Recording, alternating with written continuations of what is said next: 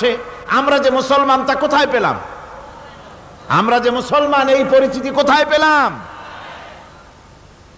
হুয়া সাম্মাকুমুল মুসলিমিন, এই মুসলমান নাম আল্লাহ কোরআন শরীফে ব্যবহার করেছেন। তিনি আমাদের নাম দিয়েছেন, আমরা মুসলমান। আমরা কি মুসলমান? আমাদের নাম এই কিতাবের মধ্যে রয়েছে। আমাদের জীবন ব্যবস্থার নাম, ধর্মের নামও ইন্নাদ-দীনা ইনদাল্লাহিল ইসলাম। ইসলামের নাম, মুসলমানের নাম কোরআনে কারীমের মধ্যে রয়েছে, যা অন্য কোনো ধর্মগ্রন্থের মধ্যে নাই। হিন্দু, খ্রিস্টান, বৌদ্ধ এ সমস্ত নাম তাদের নিজেদের বানানো নাম, তাদের ধর্মগ্রন্থের ভিতরে সব নামের কোনো পাত্তা নাই। কোরআনে কারীমের আরেকটি বৈশিষ্ট্য হচ্ছে কোরআন বিশ্বের সর্বাধিক পঠিত গ্রন্থ। এত বেশি পড়া হয়েছে, এ কোরআন পড়া হচ্ছে, এত বেশি পৃথিবীর কোন বই আজ পর্যন্ত পড়া হয় নাই, আর হবেও না। কোরআনে কারীমের আরেকটি বৈশিষ্ট্য হচ্ছে এই বিশাল ধর্মগ্রন্থ, এই বিশাল জীবন ব্যবস্থা, এই বিশাল কিতাব মানুষেরা মুখস্থ করেছে। আপনি আমাকে বলেন, নিজের ভাষা নয়, নিজের মায়ের ভাষা নয়, এমন এক বিশাল কিতাব মানুষ মুখস্থ করতে পেরেছে, এর কোন নমুনা আছে দুনিয়ায়? এর কোন নমুনা আছে? মাতৃভাষা নয়, অথচ পৃথিবীর ইংরেজ হোক, উর্দুভাষী হোক, ল্যাটিন হোক, তেলুগু হোক, ডাচ হোক, ফ্রান্স হোক, যে কোনো ভাষা, বাংলা ভাষা হোক, সমস্ত ভাষার লোকেরা কোরআনে কারীমকে মুখস্থ করতেছে। সুবহানাল্লাহ বিহামদি। আমাদের দেশেও লক্ষ লক্ষ হাফেজে কোরআন বর্তমান রয়েছে। এটা হচ্ছে কোরআনে কারীমের আরেকটি বিরাট রকমের বৈশিষ্ট্য। কোরআনে কারীমের অফুরন্ত বৈশিষ্ট্যের ভেতরে এটাও একটি, কোরআন হচ্ছে একটি বিরাট মুজিজা। এ কোরআন একটি মুজিজা। কোরআন একটি কি? মুজিজা। দুনিয়ায় যত নবী আল্লাহ পাঠিয়েছেন, সমস্ত নবীদেরকে তিনটা জিনিস দিয়েছেন। কয়টা জিনিস কন্ত? তিনটা। ওয়াহি, হুসনে খুলক আর মুজিজা। একটা হচ্ছে ওহী, আরেকটা হচ্ছে উন্নত মানের চরিত্র, আরেকটা হচ্ছে কি? মুজিজা। এই মুজিজা সকল নবীকে দেওয়া হয়েছে।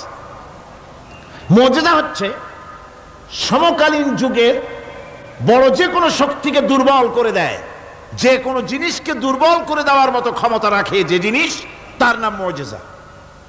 মুসা আলাইহিস সালামের জামানায় জাদুর প্রভাব ছিল। তখন আল্লাহ রাব্বুল আলামিন মুসা আলাইহিস সালামকে একটা মুজিজা দিলেন। কি দিলেন? আল্লাহ রাব্বুল আলামিন বললেন, ওয়ামা তিলকা বিয়ামিনিকা ইয়া মুসা। মুসা, তোমার ডান হাতে ওটা কি? তিনি বললেন, এটি একটি লাঠি। আল্লাহ পাক বললেন, লাঠি তো ঠিকই, কিন্তু এর মধ্যে আরো এক ক্ষমতা আছে, তুমি জানো না, লাঠিকে ফেলে দাও। লাঠি ফেলে দিলেন, কি হয়ে গেল? হিয়া হাইয়াতুন তাসআ, বিরাট এক সাপে পরিণত হয়ে গেল। এই সাপ নিয়ে, এই লাঠি নিয়ে তিনি জাদুকরদের মোকাবেলা করলেন।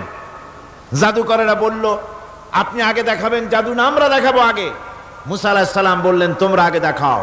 তারা জাদু মন্ত্র পুত করে আশেপাশের সব জিনিসগুলিকে বাঘ, সিংহ ইত্যাদি বানিয়ে ফেললো।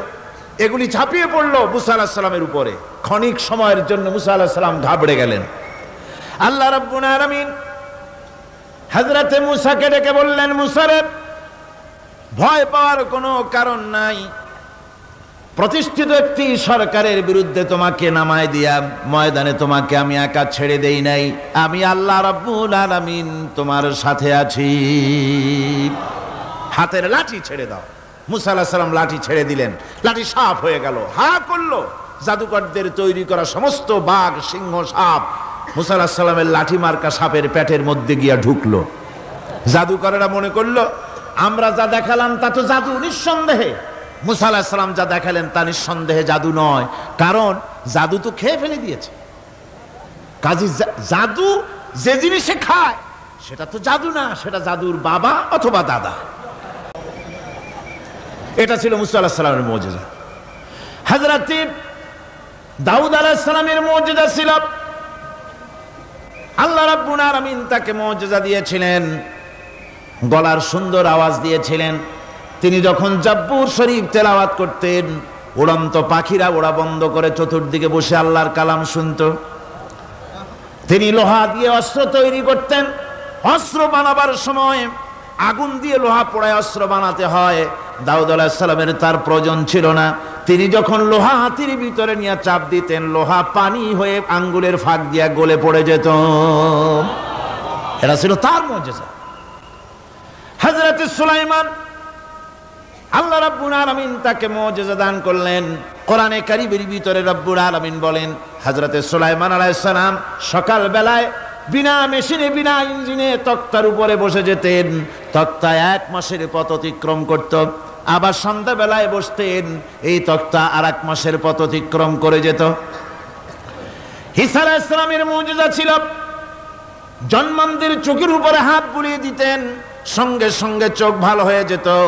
কুষ্ঠব্যাধিগ্রস্ত লোকের গায়ে হাত বুলাতেন, সঙ্গে সঙ্গে কুষ্ঠব্যাধি ভালো হয়ে যেত। এই হলো তাদের মুজিজা। পয়গম্বরেরা বিদায় হয়ে গেলেন, মুজিজা বিদায় হয়ে গেল। দাউদ আলাইহিস সালাম বিদায় হলেন, মুজিজার সাথে নিয়ে গেলেন। তার উম্মতেরা ওই লোহাগুলি আর কেউ গলাতে পারে নাই, আজও কেউ গলাতে পারে না হাত দিয়া চেপে ধরে। সুলাইমান আলাইহিস সালাম দুনিয়া থেকে বিদায় হয়ে গেছেন, মুজিজা নিয়ে কবরে চলে গেছেন। আজ আর তার অনুসারীরা অথবা দুনিয়ার কোন মানুষ বিনা ইঞ্জিনে তক্তায় বসে আর হাওয়ায় উঠতে পারবে না। মুসা আলাইহিস সালাম বিদায় হলেন, লাঠির মুজিজা চলে গেল। তার উম্মতেরা, তার অনুসারীরা কিয়ামত পর্যন্ত যদি 1000 চেষ্টা চালায়, লাঠিকে আর কোনোদিন সাপে পরিণত করতে পারবে না। ঈসা আলাইহিস সালাম আল্লাহ রাব্বুল আলামিন তাকে উঠায় নিলেন, মুজিজা তিনি সাথে নিয়ে গেলেন। আজ তার কোটি কোটি শত শত কোটি উম্মতেরা, দুনিয়ায় যারা তার উম্মত দাবি করে খ্রিস্টানেরা, হাজারো যদি চেষ্টা চালায় তবুও জন্মান্ধের চোখের উপরে হাত বুলিয়ে চোখ আর ভালো করতে পারবে না। কুষ্ঠব্যাধিগ্রস্ত লোকের গায়ে হাত বুলিয়ে কুষ্ঠব্যাধি ভালো করতে পারবে না। তার মানে হলো নবীরা যে যা যত মুজিজা পেয়েছিলেন, জীবদ্দশায় মুজিজা কাজে লেগেছে, দুনিয়া থেকে বিদায় হয়েছেন, মুজিজার সাথে নিয়ে গেছেন।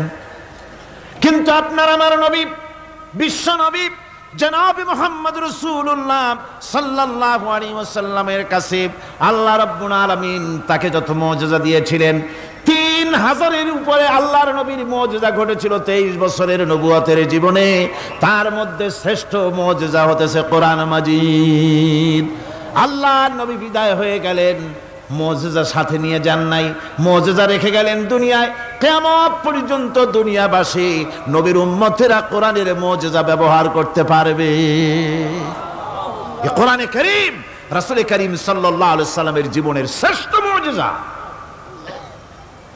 মানুষ পাগল হয়ে গেছে কোরআন শুনে। সুতরাং এই কোরআনের বৈশিষ্ট্য সকল দিক থেকে এক অপূর্ব একটি কিতাবে পরিণত করেছে, যা মানুষকে চিরকাল বিস্ময় হতবাক করে দিয়েছে। কোরআনের আরেকটি বৈশিষ্ট্য হচ্ছে, এই কোরআন এক সময় নাজিল হয় নাই। 30 পারা কোরআন শরীফ একসাথে নাজিল হয়েছে না, কোরআন নাজিল হয়েছে আস্তে আস্তে ধীরে ধীরে। কত বছর লাগলো? 23 বছরেরও কিছু বেশি সময় ধরে কোরআন ধীরে ধীরে রাসূল কারীম সাল্লাল্লাহু আলাইহি সাল্লামের কাছে অবতীর্ণ হয়েছে। এমনটি আর কোনো কিতাব হয়নি, যা আর কোনো ধর্মগ্রন্থ যারা অন্যরা দাবি করে এরকম হয়নি। কোরআনে কারীমের আরেকটি বৈশিষ্ট্য হচ্ছে, যখন কাগজ ছিল না, ছাপাখানা ছিল না, এমনকি টেপ রেকর্ডার ছিল না, তখনকার নাজিলকৃত কিতাব যেভাবে নাজিল হয়েছিল সেইভাবে আজ পর্যন্ত অবিকল টিকে আছে, টিকে থাকবে ইলা ইয়াউমিল কিয়ামা। কিয়ামত পর্যন্ত কোরআনে কারীমের এই অকৃত্রিম অবিকৃত অবস্থায় কোরআনে কারীমের এই শান, এই বরকত টিকে থাকবে। এই জন্য কোরআন শরীফ হচ্ছে এই পৃথিবীর মহাবিশ্বের মহাবিস্ময়। কোরআন হচ্ছে পৃথিবীর মহাবিশ্বের মহাবিস্ময়। এর মর্যাদা সম্পর্কে রাসূল কারীম সাল্লাল্লাহু আলাইহি ওয়াসাল্লাম বলেছেন, ওয়ান উসমান রাদিয়াল্লাহু তাআলা আনহু আন্নাহু قال قال رسول الله صلى الله عليه وسلم خيركم من تعلم القرآن وعلمه رواه البخاري।